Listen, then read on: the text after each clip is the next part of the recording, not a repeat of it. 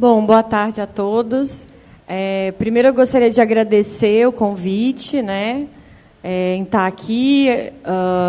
Para mim é um prazer estar aqui discutindo essas questões com tantos pesquisadores, tantos professores que se dedicam, né, ao tema de estudo da China. Bom, a minha fala hoje, né, ela é, na verdade, ela resulta de um texto que eu escrevi recentemente e que, na verdade, é um desdobramento, uma continuidade das pesquisas que eu venho fazendo sobre a China desde o mestrado, né? Então, na minha tese de doutorado, eu trabalhei sobre a questão da expansão da China na África, né? Então, eu discuti as relações econômicas, financeiras, as características dessas relações entre a China e os países africanos, mas principalmente de uma maneira muito empírica, né? Então, eu fiz um apanhado geral dessas relações, os impactos, né, que essa aproximação chinesa causou nos países africanos, mas foi uma análise fundamentalmente de caráter empírico, né? E esse texto que eu vou apresentar agora, né, essa minha fala que tem a ver com esse texto, que é uma continuidade dessas pesquisas relacionadas à expansão da China, mas aí já tentando tocar em características, digamos, que eu chamo elementos mais teóricos dessa expansão, né? Então, o título da apresentação é a expansão da China recente e suas contradições, né? Então, o meu objetivo vai ser analisar a expansão da China à luz, né, contrapondo esse movimento, esse fenômeno, com algumas categorias do campo marxista e, especificamente, do imperialismo, né? Então, é a minha tentativa de analisar esse processo, mas avançar numa tentativa de discussão mais teórica desse movimento, né? E também em termos gerais, não apenas na questão da África, né? Então, meu objetivo é analisar a expansão chinesa contrapondo com algumas formulações teóricas dentro do campo marxista e da categoria imperialismo, recuperando aí dois autores, Lenin e também Poulantzas, e também alguns autores que vêm trabalhando com a questão do imperialismo hoje, né? O chamado novo imperialismo. Então, a autora Ellen Wood, por exemplo, ou David Harvey, vem repensando como o imperialismo se manifesta nos dias recentes, né? Então, a minha tentativa aqui, nesse trabalho, nessa apresentação, é pensar um pouco essa expansão chinesa à luz dessas categorias, tá? Bom, na minha hipótese, né, quer dizer, na verdade, por trás dessa discussão, claro que vem a questão, né, aquela pergunta relacionada, por exemplo, a se a China é imperialista ou não, né? Essa é a pergunta que está aí de fundo, né? E, inclusive, na verdade, muitos autores, a própria imprensa, né, analisa muitas vezes o caso chinês como sendo mais um caso de expansão imperialista, né? Isso tem sido muito comum hoje em dia. E o que eu vou tentar, quer dizer, a minha hipótese aqui é de que a expansão da China, né, se apresenta como um fenômeno contraditório e peculiar, né, que se relaciona, na verdade, a um desdobramento externo de um modelo de acumulação muito específico, né? Então, quer dizer, a gente teria que pensar um pouco essas especificidades do fenômeno da expansão da China antes de responder a essa questão tão complexa com relação ao caráter imperialista da expansão chinesa, né? Então, minha ideia é que trata-se de um movimento bastante contraditório, que é uma expressão o que eu estou chamando quase como um dilema que a China vive hoje, né, quando ela parte para esse movimento de expansão, tá? Bom, então, para passar um pouco pela, digamos, a fundamentação teórica aqui, né, as referências que eu estou fazendo, mas, infelizmente, a gente não tem tempo de, né, se aprofundar. Eu estou partindo, então, de algumas das categorias do imperialismo presentes, principalmente em Lenin. E aí, entendendo o imperialismo como, claro, uma etapa do capitalismo, né? E, na verdade, estabelecendo uma relação intrínseca com as contradições do capitalismo naquele momento do século XIX. Né? Então, o imperialismo entendido como esse momento em que as economias centrais se deparam com contradições internas ligadas à queda da taxa de lucro, à mudança da composição orgânica, à dificuldade de contratação de mão de obra. E aí as economias centrais partem para fora nesse sentido de superar as contradições. Aí a marca principal da associação da burguesia interna com os Estados nacionais, nesse processo de exploração, de conquista colonial, enfim, os traços gerais aqui do que está colocado por Lenin, lembrando, é claro, que não se trata de um fenômeno apenas econômico, né? É um fenômeno que se manifesta politicamente através da questão da violência, né, da conquista e tudo mais.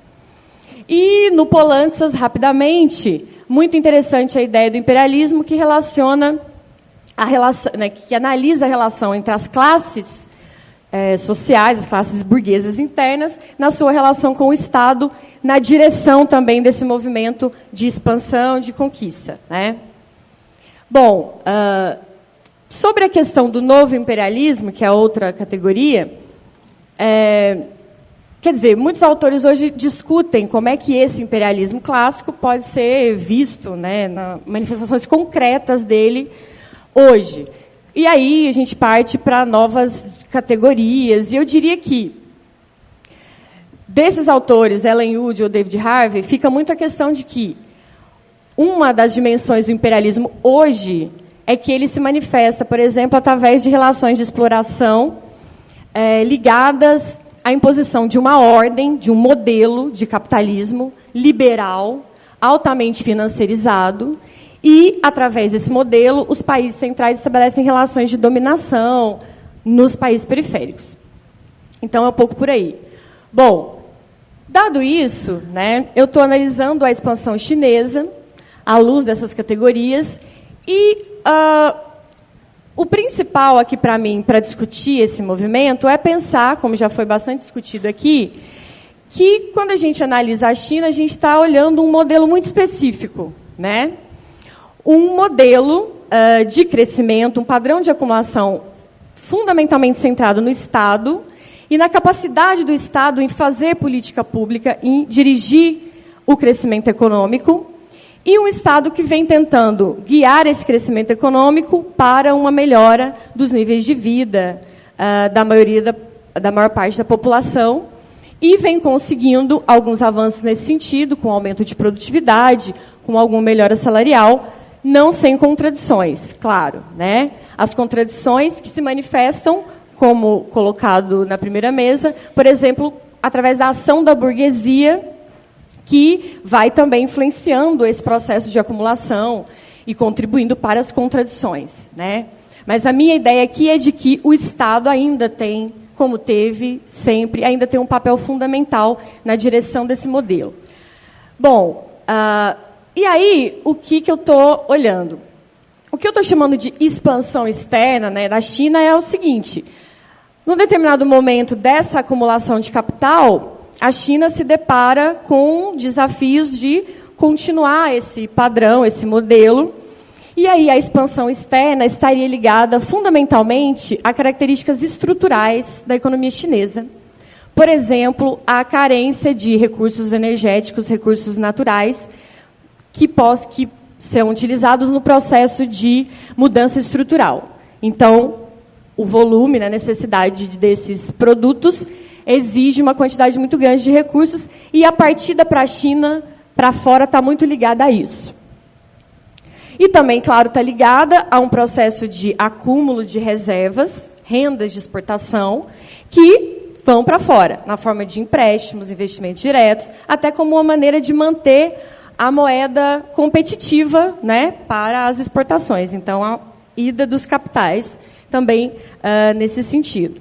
Bom, e aí, como é que a gente poderia caracterizar, né, essa expansão, esse modelo de aproximação, né?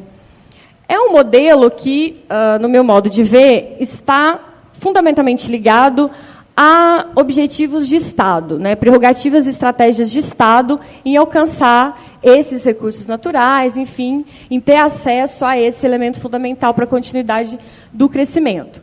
Muitos autores também discutem a diferença desses investimentos diretos chineses, que estariam mais ligados a investimentos de longo prazo, e, em muitos sentidos, também são investimentos e empréstimos que chegam nos países periféricos de uma maneira diferente com relação aos países ocidentais. Por exemplo, empréstimos concedidos sem condicionalidades, sem imposição de programas de ajuste estrutural, como foi a clássica aproximação, por exemplo, dos Estados Unidos, Banco Mundial, FMI, na África, né? Então, haveria uma diferença desse modelo de aproximação.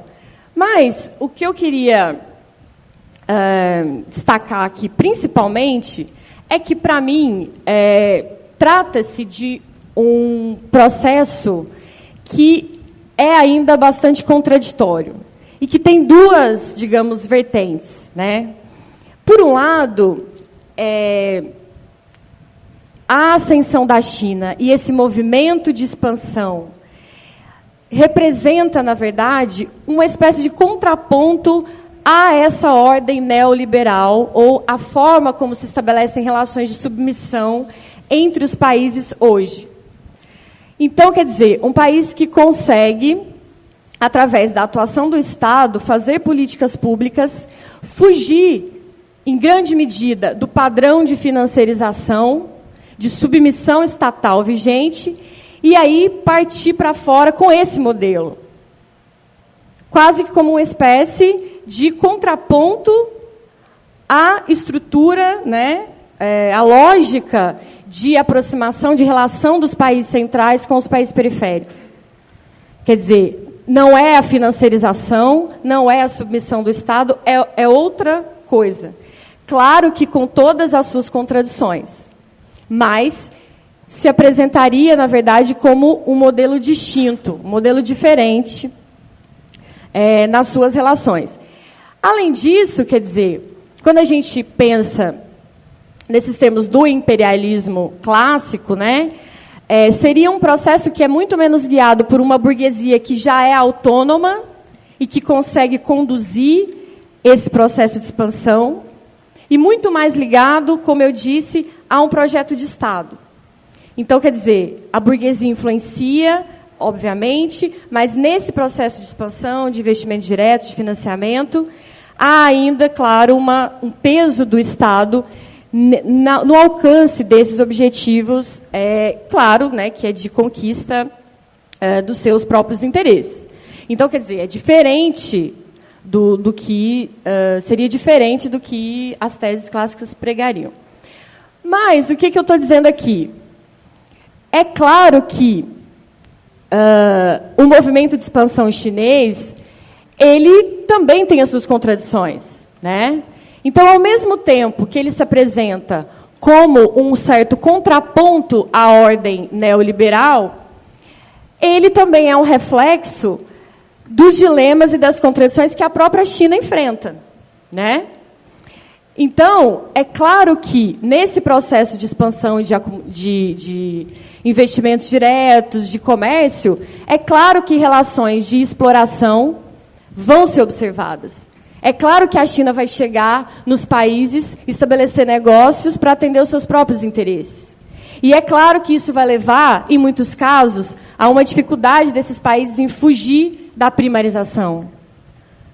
É claro que esses países, nós e os africanos, teremos muitas dificuldades em fazer a mudança estrutural, competindo com os produtos chineses no mundo.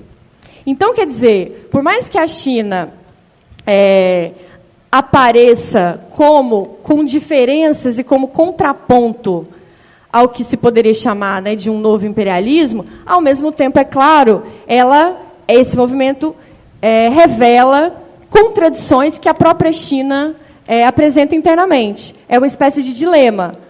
Nós queremos nos expandir através de uma forma pacífica, mas se as contradições elas existem mesmo internamente, do ponto de vista da desigualdade, da exploração, é claro que elas vão se manifestar também quando a China parte para esse movimento de expansão, de acesso aos recursos naturais. Existe uma exploração, existe relações de submissão, ainda que elas sejam diferentes. Então, para mim, trata-se realmente de um movimento bastante contraditório e com muitas nuances que dificultam uma incorporação da China em algumas categorias já pré-estabelecidas, por exemplo, como a imperialista. Tá? Bom, alguns aspectos conclusivos, né? Acho que é importante pensar que o imperialismo ele reflete dimensões econômicas, dimensões políticas, dimensões culturais, né? As mais diversas, e mais do que tudo, ele reflete, na verdade, uma expansão de um modo de vida, de um modo de produção capitalista, né? Então, o imperialismo passa por isso também. E aí, quer dizer, pensando na questão da China, é a própria discussão do que é a China e de como esse modelo chinês vai chegar, vai se expandir, né? De um lado, com o objetivo de ser diferente, de ser pacífico, mas, ao mesmo tempo, revelando as contradições de uma economia, né, que não é mais uma economia socialista, que é uma economia que entrou no capitalismo ainda que de Estado. Né?